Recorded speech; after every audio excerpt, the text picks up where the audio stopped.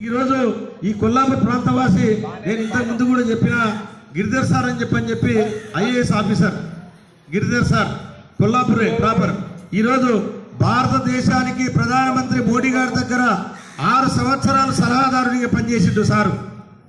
6 సంవత్సరాలు ఆయన గవర్నమెంట్ స్కూల్లో చదువుకున్నటువంటి వ్యక్తి. కొల్లాపూర్ పాఠశాలలో గాంధీ స్కూల్లో చదువుకున్నాడు సారు. ఆ తర్వాత ఈ దేశానికి డిఫెన్స్ సెక్రటరీగా వివిధ దళాలకు నాయకుడు, నేవీ, ఎయిర్లైన్స్ అండ్ డిఫెన్స్ ఈ 3 దళాలకు నాయకుడిగా పనిచేసిండు.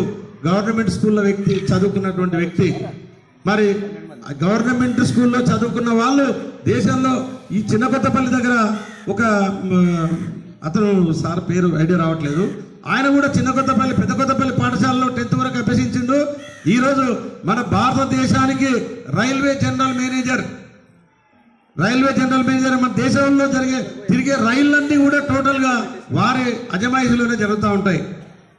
అంటే ప్రభుత్వ పాఠశాలలో చదువుకున్న వాళ్ళు ఎంత గొప్ప వాళ్ళు అయిందో మీరు గుర్తించాలి.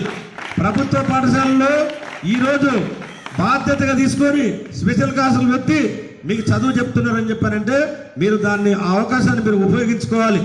ప్రతి టీచర్ కూడా నేను ఈ ప్రభుత్వ జీతం పొందుతున్నా, నేను ఈ పిల్లలకి ఏదో ఒకటి చేయాలని చెప్పి ఆతృతతో వాళ్ళు పొద్దుగా లేచి 4 గంటలకు లేచి వంట చేసుకొని మీ దగ్గరకు వచ్చి మీకు చదువు చెప్తా ఉన్నారు. మరి మీరు చదువుకోకపోతే దానికి ఎవరు బాధ్యులు? వాళ్ళు కాదు బాధ్యులు, మీరు బాధ్యులు.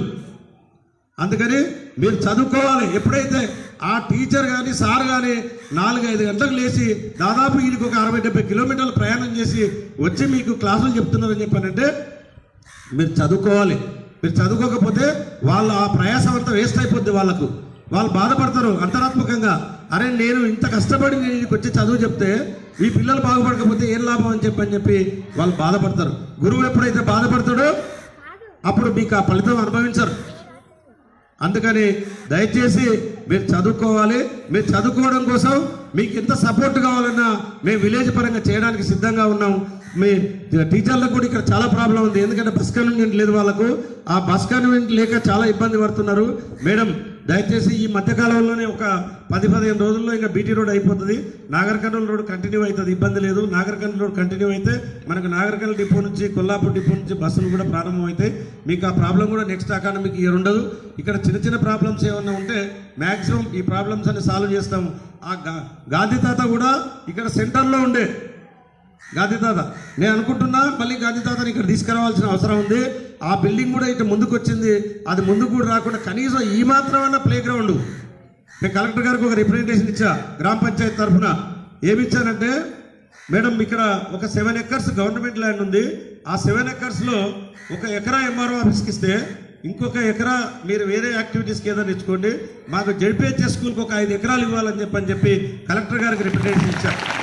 ఎందుకంటే 5 ఎకరాలు జడ్పీహెచ్ఎస్కి ఇస్తే ఈ స్కూల్ స్ట్రెంత్ మనకి ఇంతకు 3 అంచెలు అవుతుంది. వాళ్ళకు ఆ పిల్లలకు కూడా ఆట స్థలాలు వస్తాయి అందులోనే అని చెప్పి ఆ 7 ఎకరాలు కూడా వాళ్ళు ఆ సర్వే నెంబర్ స్పెసిఫై చేస్తూ ఉన్నారు. కన్సర్న్ ఎంఆర్ఓ గారికి కూడా పంపించారు. వాళ్ళు అది ఫైనల్ అయితే కనుక మంత్రి గారిని తీసుకొచ్చి ఇక్కడే ఒక మీటింగ్ కండక్ట్ చేసి వారి ద్వారా ఈ జడ్పీహెచ్ఎస్ స్కూల్ షిఫ్ట్ చేయాలని చెప్పేటటువంటి భావన నాది కాదు, మా అందరు మిత్రులంతా కూడా చెప్తా ఉన్నారు.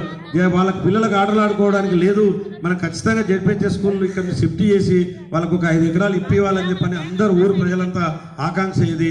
అది కూడా నెరవేరాలని చెప్పి ఆ భగవంతుని కోరుకుంటా ఉన్నా. ఇంకా